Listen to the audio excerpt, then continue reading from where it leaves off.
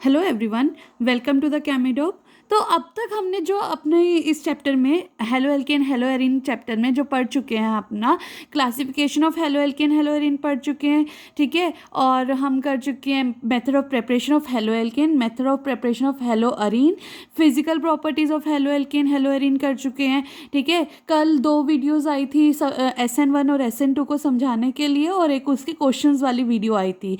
और अगर आप इंटरेस्टेड हो उन वीडियोज़ को देखने के लिए, तो मैं आपको उन वीडियोज़ का लिंक इस वीडियो के डिस्क्रिप्शन में दे दूंगी, तो आप उनको देख सकते हो, ठीक है। तो अभी हम शुरू करते हैं अपनी एलिमिनेशन रिएक्शन, ठीक है। जैसे SN1 SN2 थी, जो हमें मैकेनिज्म चाहिए होता है, वो क्यों चाहिए होता है? जैसे कल हमने क्वेश्चन किए थे, क्वेश्चन में हमें कैसे मैकेनिज्म को अप्लाई करना है वो बहुत इंपॉर्टेंट है, क्योंकि आगे जो भी आप रिएक्शंस देखोगे तो इन मैकेनिज्म को लगाने के बाद आपको बहुत ईजी हो जाएगा कि यस, ये वाली रिएक्शन हम ऐसे कर सकते हैं, ठीक है। तो अभी हम E1 एंड E2 देखते हैं कि E1 एंड E2 का मतलब क्या है, ठीक है। तो जैसे हमें वहाँ पे क्या चाहिए होता था, न्यूक्लियोफाइल चाहिए होता था, वैसे हमें एलिमिनेशन में बेस चाहिए होता है। बेस का काम क्या होता है? बेस क्या चाहता है कि उसे कोई एसिड मिले, है ना, कोई प्रोटॉन, कोई ऐसी चीज़ मिले जो इलेक्ट्रॉन डेफिशिएंट हो। जैसे यहाँ पे क्या, बेस पे क्या होती है, इलेक्ट्रॉन डेंसिटी ज़्यादा होती है, तो वो चाहता है कि H+ टाइप का मिले जिसपे इलेक्ट्रॉन डेफिशिएंसी हो,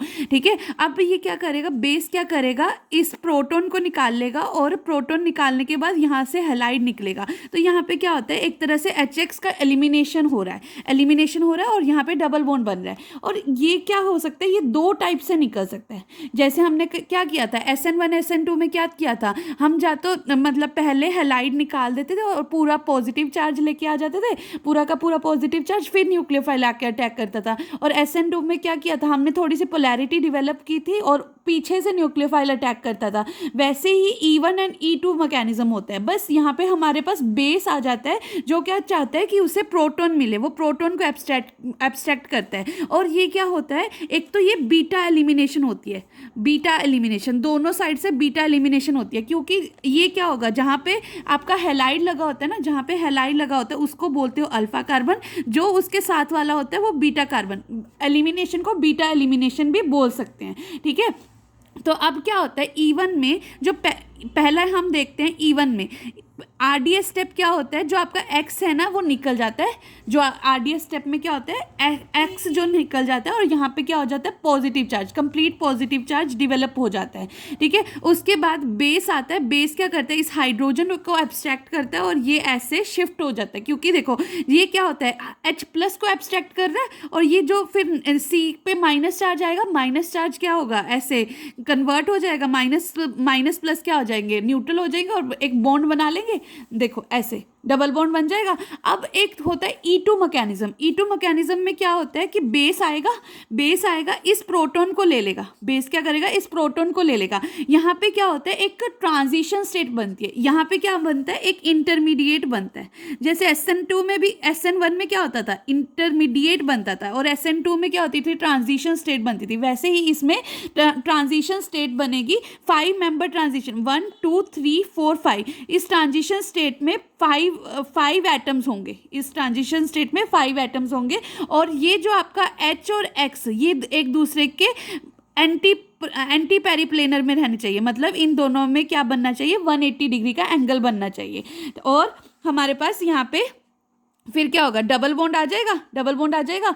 जैसे आपका SN1 SN2 में क्या होता था, SN1 में आपका 3 डिग्री वाला सबसे ज़्यादा, फिर 2 डिग्री वाला, फिर 1 डिग्री वाला। और यहाँ पे E1 में वैसे ही होगा, यहाँ पे E1 में कैसे होगा, वैसे ही होगा कि 3 डिग्री वाला जो आपका कार्बोकेटाइन है, क्योंकि इंटरमीडिएट क्या बन रहा है, 3 डिग्री कार्बोकेटाइन बन रहा है, ये ज़्यादा स्टेबल होगा, इसलिए आपका E1 ज़्यादा फेवरेबल होगा 3 डिग्री में, फिर 2 डिग्री में, फिर 1 डिग्री में। अब E2 में क्या होना चाहिए, वही यहाँ पे क्या है, ट्रांजिशन स्टेट बन रही है, और इसमें क्या होना चाहिए, स्टेरिक हिंड्रेंस कम होनी चाहिए। स्टेरिक हिंड्रेंस कम होने के लिए ही क्या किया है, ये क्या होना चाहिए, 1 डिग्री सबसे ज़्यादा, फिर 2 डिग्री, फिर 3 डिग्री, ठीक है।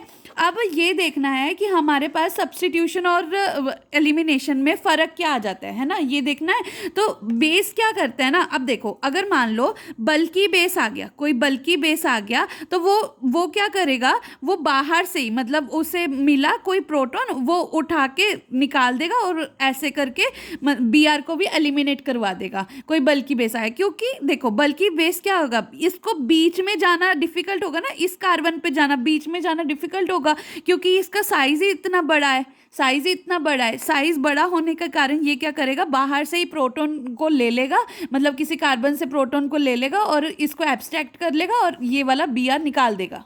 और अगर उसकी जगह पे कोई लाइटर बेस आ गया, मतलब देखो ये और इस साइज में डिफरेंस कितना है, ठीक है। अब ये लाइटर बेस क्या कर सकता है, ये इजीली इस कार्बन को अप्रोच कर सकता है, इजीली कार्बन को अप्रोच कर सकता है और Br को निकाल सकते हैं। तो उस टाइम पे क्या होगी, सब्स्टिट्यूशन ज़्यादा फेवरेबल होगी, उस टाइम पे क्या होगी, सब्स्टिट्यूशन ज़्यादा फेवरेबल।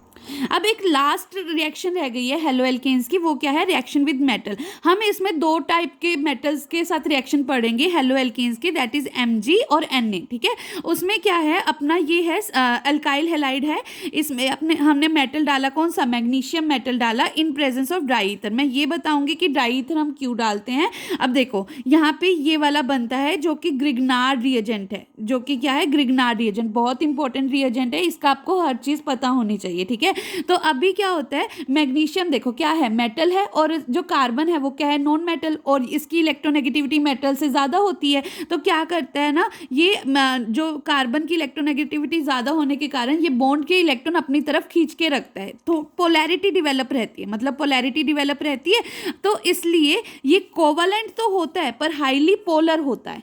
अब Mg और X का का ही आयनिक होगा, क्योंकि देखो जो ब्रोमीन की है इलेक्ट्रोनेगेटिविटी वो तो कार्बन से भी ज़्यादा है, ब्रोमीन की इलेक्ट्रोनेगेटिविटी कार्बन से ज़्यादा होने के कारण ये तो और भी खींचेगा, तो प्योरली आयनिक बॉन्ड हो जाएगा। अब क्या हो रहा है, जो ये RMgX बन रहा है ये बहुत ज़्यादा रिएक्टिव होता है। क्यों रिएक्टिव होता है, क्योंकि देखो ये इसके पास क्या है, नेगेटिव चार्ज है, नेगेटिव चार्ज है, ये इजीली किसी भी सोर्स, कोई भी सोर्स होगा प्रोटॉन का, जैसे आपका वाटर हो गया, अमोनिया हो गया, ये सब क्या है, सोर्स है, वाटर सोर्स है H+ के, ठीक है। तो ये क्या करेगा, इजीली अटैक कर सकता है, इसीलिए हम क्या करते हैं और बना देता है हाइड्रोकार्बन। इसीलिए हम क्या करते हैं, ड्राई ईथर डालते हैं। ड्राई ईथर क्यों डालते हैं, ताकि कुछ भी मॉइस्चर ना रहे, कुछ भी ऐसा सोर्स ना रहे जो प्रोटॉन दे दे, ठीक है। क्योंकि हमने क्या बनाना है, हमें आगे रिएक्शन करवानी है, हमें ग्रिग्नार्ड रिएजेंट बनाना है, हमें क्या करना है, ग्रिग्नार्ड रिएजेंट बनाना है। अगर ग्रिग्नार्ड रिएजेंट बनने के बाद आपको वाटर मिला ना, तो सीधा हाइड्रोकार्बन में कन्वर्ट हो जाएगा, वो हम नहीं चाहते। और ये मेथड ऐसे भी मान सकते हो कि अगर आपको सिंपल हाइड्रोकार्बन प्रिपेयर करना है तो ये वाला मेथड अच्छा है, मेथड बेस्ट है, ठीक है।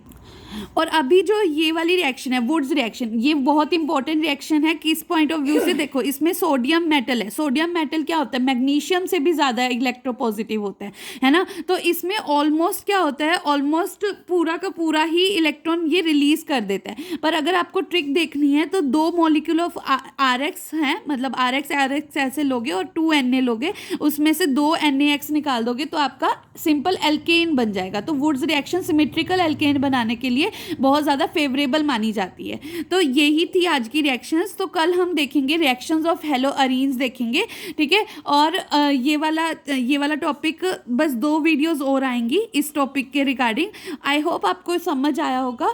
Thank you so much for watching.